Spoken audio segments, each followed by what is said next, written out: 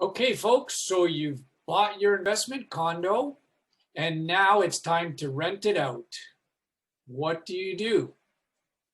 Kijiji or use your realtor? Tune in for the answer.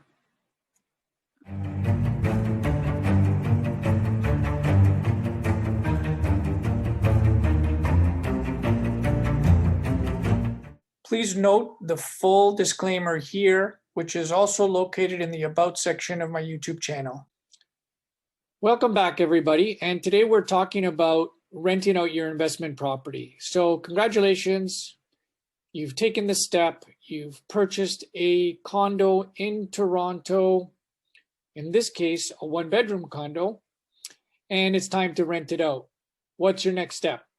Well, one of the things that I've done a few times is used good old Kijiji to, well, sell just about anything. But in this case, I used it to rent out a condo that I purchased. Here's an ad that I drew up based on the location and the amenities, highlighting some important things that a potential renter might be interested in. So I drafted this up, posted it on Kijiji, and put in a price of $18.50 plus hydro. I analyzed the rents in that area, in that building, and priced it according to what the market would bear. Sure enough, I started getting the calls, the messages from the ad. So we have a lot of people calling me about this since it's in a great location and rental demand is high. I had some choices to make on which renter I would choose. And this is where you can ask for some information from the rental applicant. I had a standard application form that I would email them and ask them to send it back to me, completing that to allow me to evaluate the information. The other things I would ask for with it is an actual employment letter showing what they do, how much they make.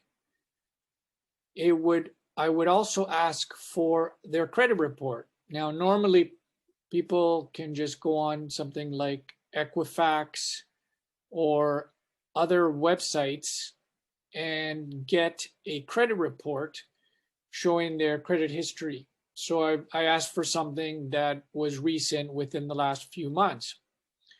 Again, I wouldn't want to ask one from 2 years ago because a lot can happen in 2 years in terms of credit worthiness. Then once I've narrowed it down to 2 or 3 applicants that I wanted to show the place to, that's when I made the appointment for them, that I would meet them down at the condo. Now, what I did purposefully here is I made the appointments back to back for a couple of reasons. Number one, I'm a little bit lazy sometimes, and I just wanted to go down once and be able to show it to both. Also, in case one didn't show up, at least I would not have driven all the way down there for nothing. The other thing that this creates, which is really nice, is some friendly competition there. Knowing that there's someone else right behind them about to see it, or that is just leaving if you time it right within 10 or 15 minutes from one another, causes that extra desire that, that friendly kind of competition that, there's interest in this place, it's not just me. And it created a sense of urgency as well. So this played in to my advantage, and I was able to actually, both of them were interested in it, and I just happened to just pick the best candidate. In this case, it happened to be the candidate that showed interest first, and that was the choice that I made. Now, Another option is using a realtor. If you don't have time, you're very busy, your time per hour, for example, is worth quite a bit of money, then you may want to outsource this job of renting out your condo to a great realtor that will be able to show the place and list it on MLS, gaining much more exposure and a lot of times able to rent it out for much quicker and sometimes for more money. Now, they're able to list it there, and then other people that are using a realtor to find a rental place have now access to the MLS system and are able to see this on many different websites. And they're able to just go there, look around.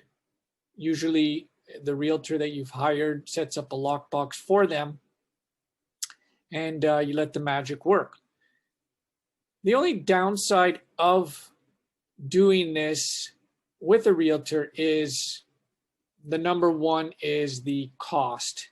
Normally, a realtor commission on this would be 1 month of 1 month's rent plus HST.